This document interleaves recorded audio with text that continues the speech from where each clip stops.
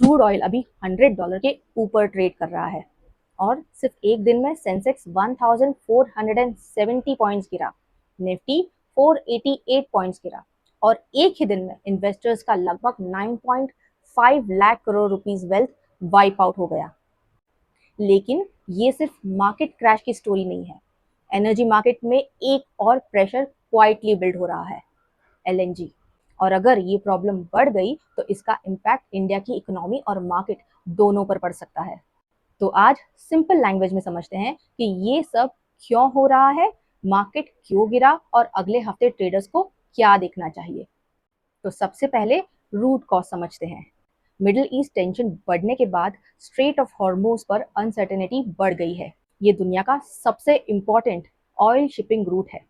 लगभग 20% global oil supply यहीं से पास होती है। इसी टेंशन की वजह से क्रूड ऑयल इस हफ्ते $119 पर बैरल तक पहुंच गया। और जब ऑयल इतनी तेजी से महंगा होता है तो मार्केट्स में फियर बढ़ने लगता है।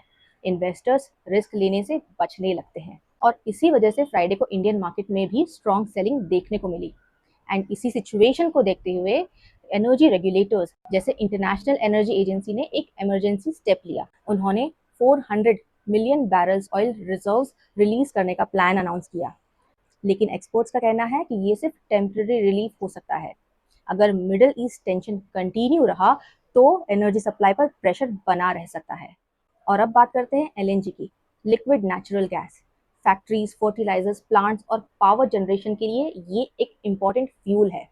इंडिया की गैस सप्लाई का एक बड़ा हिस्सा कतर से आता है और कतर दुनिया का लगभग 20% एलएनजी एक्सपोर्ट करता है।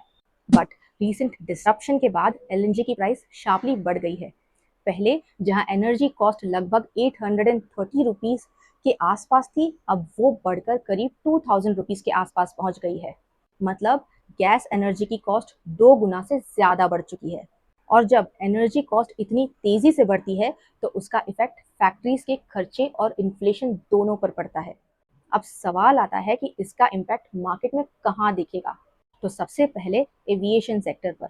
फ्यूल एयरलाइंस का सबसे बड़ा कॉस्ट होता है। फ्यूल महंगा मतलब एयरलाइंस कंपनीज के मार्जिन्स प्रेशर में।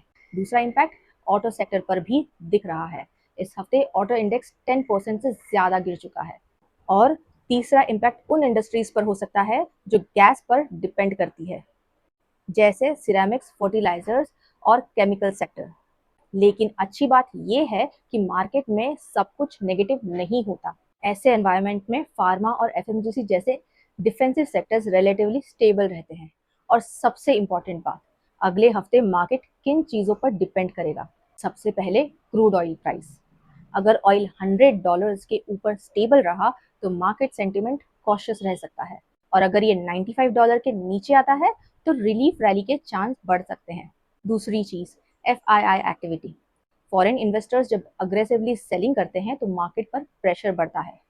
ये डेटा रोज आपको national stock exchange of India की वेबसाइट पर मिल जाएगा। तीसरी चीज, इंडिया विक्स। इंडिया विक्स को सिंपल लैंग्वेज में मार्केट का फियर इंडिकेटर कहा जाता है। जब विक्स ऊपर होता है तो मार्केट में वॉलेटिलिटी ज्यादा होती है और अभी विक्स 22 के ऊपर है, मतलब प्राइस स्विंग्स अग्रेसिवली हो सकते हैं। और चौथी चीज, ग्लोबल न्यूज फ्लो। अभी मार्केट फंडामेंटल से ज्यादा ग्लोबल हेडलाइंस पर रिएक्ट कर रहा है, इसलिए मिडिल ईस्ट डेवलपमेंट्स को क्लोजली वॉच करना इंपॉर्टेंट है। तो ऐसे टाइम पर स्मार्ट ट्रेडर का एक्शन प्लान क्या होना चाहिए? तो सबसे पहली बात, पोजीशन साइज छोटा रखो। हाई वॉलेटिलिटी में बड़े ट्रेड्स रिस्की हो जाते हैं। दूसरी बात, रिलीफ रैली देखकर अग्रेसिव बाइंग मत करो। जियोपॉलिटिकल टेंशन में मार्केट शॉर्ट टर्म बाउंस देता है, लेकिन ट्रेंड क्लियर होने में टाइम लगता है। और लॉन्ग टर्म इन्वेस्टर्स के लिए एक सिंपल रूल, एसआईपी बंद मत करो। हिस्ट्री बार बार दिखाती है कि क्राइसिस के बाद मार्केट्स रिकवर करते ही है। तो पिक्चर सिंपल है, मार्केट शॉर्ट टर्म में वॉलेटाइल रह सकता है, इसलिए पैनिक नहीं, डिसिप्लिन जरूरी है। और अगर आपको ऐसे सिंपल मार्केट ब्रेकडाउन्स यूजफुल लगते हैं तो वीडियो शेयर जरूर करें और चैनल को सब्सक्राइब करना न भूलें। तब तक काम रहिए और इन्फॉर्म्ड रहिए।